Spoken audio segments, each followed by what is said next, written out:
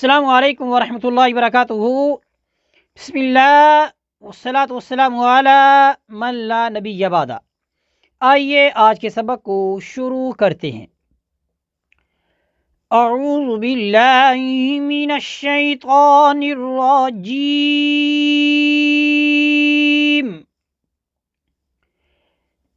بسم اللہ الرحمن الرحیم۔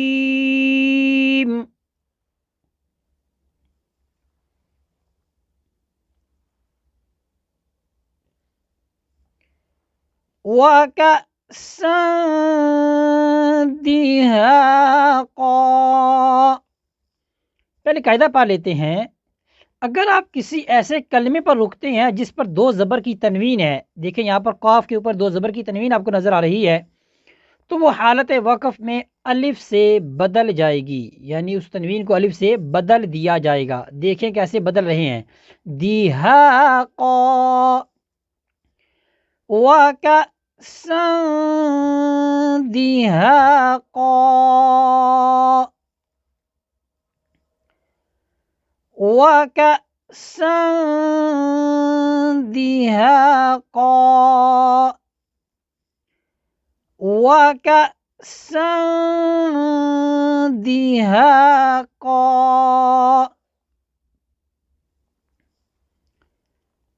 لا يسمعون فيها لغوا ولا كذابا،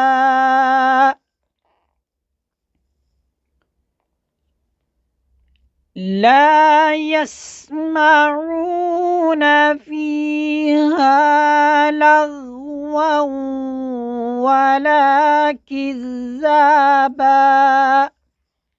پہلے قاعدہ پڑھتے ہیں۔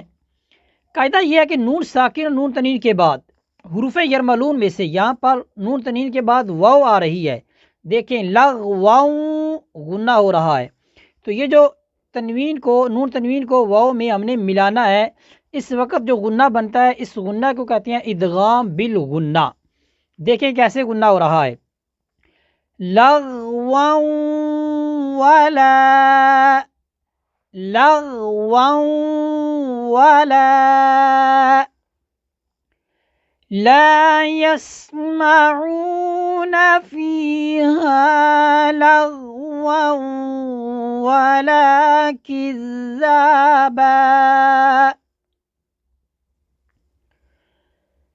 لا يسمعون فيها لغوا ولا كذابا،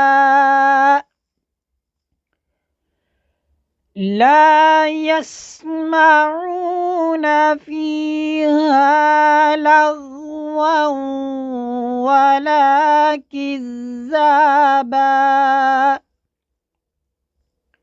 آئیے آج کے سبق کو دوبارہ مکمل پڑھتے ہیں۔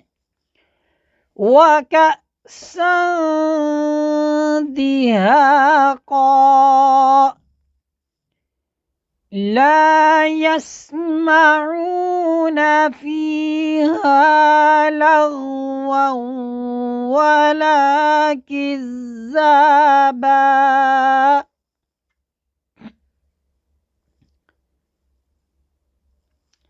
صدق اللہ العظیم۔ اس طرح ہمارا آج کا جو سبق ہے یہ مکمل ہوتا ہے، اسی پر اکتفا کرتے ہیں۔